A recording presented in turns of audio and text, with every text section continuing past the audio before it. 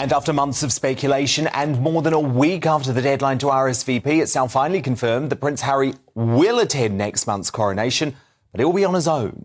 A statement released by Buckingham Palace reads, Buckingham Palace is pleased to confirm that the Duke of Sussex will attend the coronation service at Westminster Abbey on the 6th of May.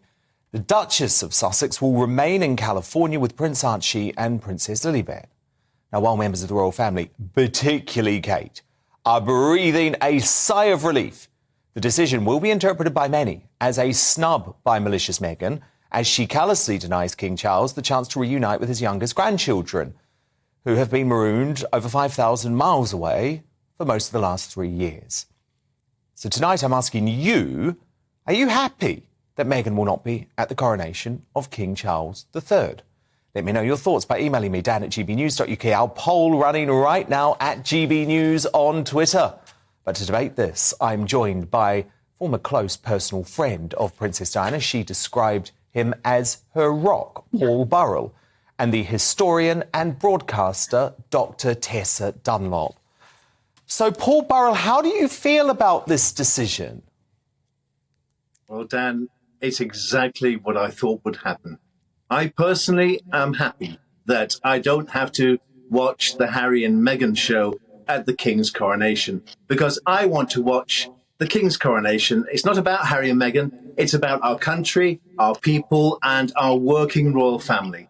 And it's right that she's not here, because I think that her security would actually be in danger, because she'd be at risk of being booed or even worse. And this excuse of not coming because it's Archie's birthday, I think, quite frankly, that's pathetic, because Lilibet spent her first birthday here at Frogmore Cottages, so why couldn't Archie? And Harry's keeping the door open. He's preserving his USP by being royal, and that's what the Americans love, the fact that they're royal. Harry will have to face his family, the ones whom he's criticised. He'll even have to bow and kiss the hand of Queen Camilla. And that's going to be a very tough pill to swallow. But he will also be gathering anecdotes for his next assault on his family. Yeah. Oh, how I would love to be a fly on the wall at that moment. Paul, look, I completely agree with you. The reason she's not coming is because she doesn't want to be booed. She doesn't want her brand to suffer. She would absolutely have been booed. This is obviously a huge relief to Kate. But do you still feel for William? Because remember, Paul, it's William who has to face Harry. Yes. And Kate's probably going to be worried that he's going to rush over and lamp him or something, like their little fisticuffs over the dog bowl at Kensington Palace after everything that Harry has said about him. I don't think there's going to be very much contact between Harry and William, or even Harry and his father. Harry's going to nip in and be gone before you know it. He's coming purely to show his face.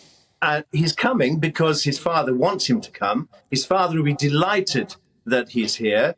And he's coming because he wants to keep some kind of contact with the royal family, because it's very useful for him to go back to America and then appear on Good Morning America and tell everyone about how awful his family has been to him.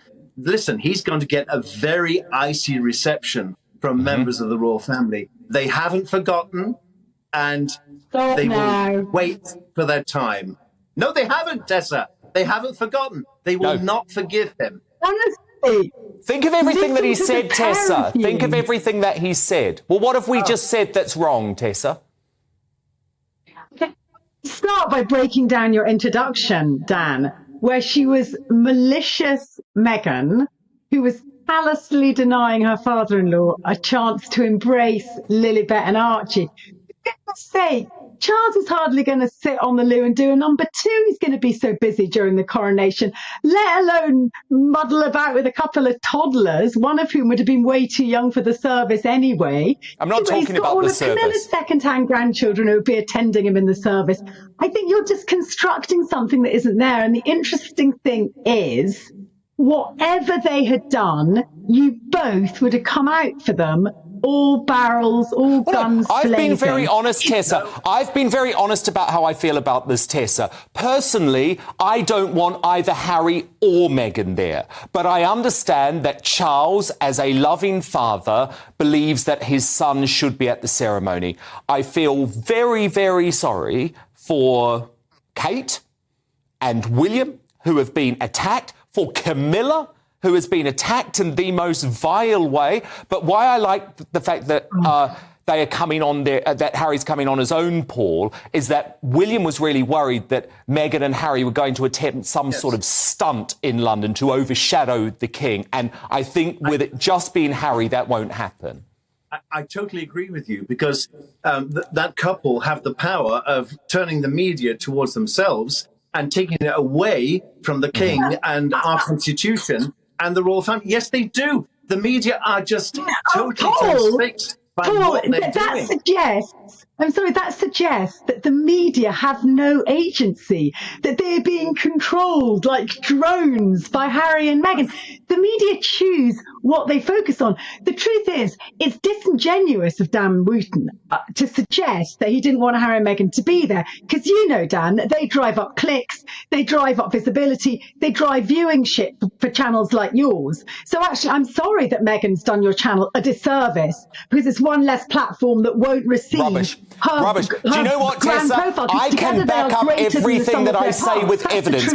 Listen, I can back up everything I say with evidence. They were both over here for the funeral of the late Queen, and they decided to break royal protocol to plan to do a walkabout without asking the permission of either Charles or William and Kate. And so William and Kate did the magnanimous thing and said, look, we'll do this together. Then, Tessa, they go back to Los Angeles and use all of the information, the private conversations that they've had with senior members of the royal family, including a deeply intimate and personal conversation that Harry had with Charles after his father's funeral, and they published it in his tawdry tell-all. So I'm sorry, Tessa, everything I'm saying about their behaviour is backed up by their last 2 visits to this country for formal occasions. I agree. They've not behaved in a particularly dignified fashion. But I would like to remind you that Harry was the author of the book, not Meghan.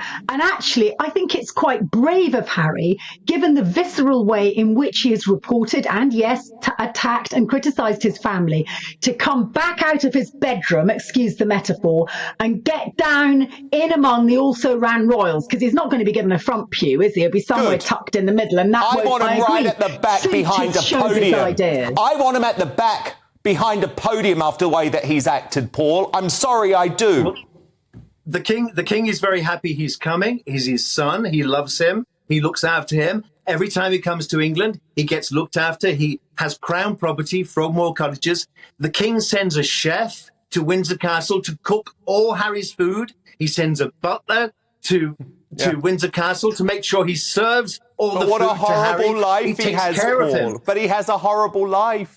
He has a horrible life. He's treated terribly. You will never hear the nice things. You will only hear the bad things. And let me tell you, he is not popular amongst members of the working royal family. No, he's not. He's not. He's not. Do you know what? Even Zara Tindall and Mike Tindall, his previous friends, have turned on him. It's a brave move to sit in among the family that doesn't like him at the moment, to actually be subjected to the British press, which is mainly Tessa, can I ask you a question, Tessa? All on his own, I think it's quite a brave move. Tessa, can I ask you a question?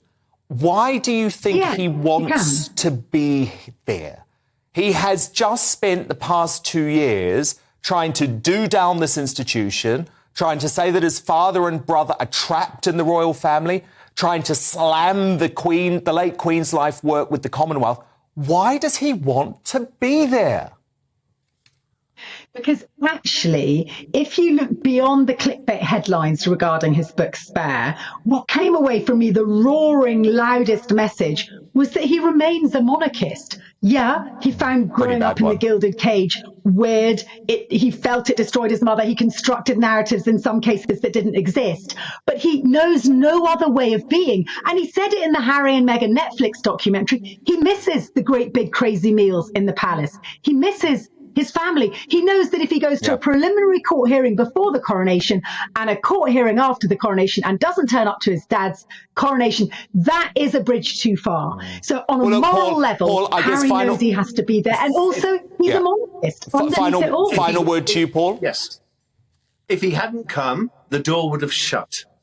And because he's come, he's kept it slightly ajar, because he knows that his unique selling point in America is the fact that he's a royal prince. Exactly. And without all of his that success, accreditation, his brand would crumble. Yeah, all of his success, all of his money is gained through his proximity to the royal family, an organisation that he claims to despise. But look, a fascinating debate. Thank you for having it. Former butler, The Rock, to Princess Diana when she was alive, Paul Burrell, and the historian and broadcaster Dr Tessa Dunlop. So who do you agree with? Are you actually happy that Meghan won't be at the coronation?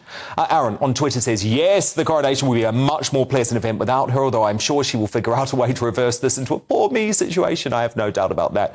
Judy writes, Archie and Lilibet have the right to know who their grandparents are, no matter what. They should not be punished for what their parents do. I actually agree with this. I was thinking earlier today, I think in years to come, Archie and Lilibet will actually be very resentful that Meghan kept them away from this very historic event. And Katie on Twitter writes, I think it is for the best Meghan isn't attending. The atmosphere would have been awkward. It is the King's special day and at least his two sons will be there.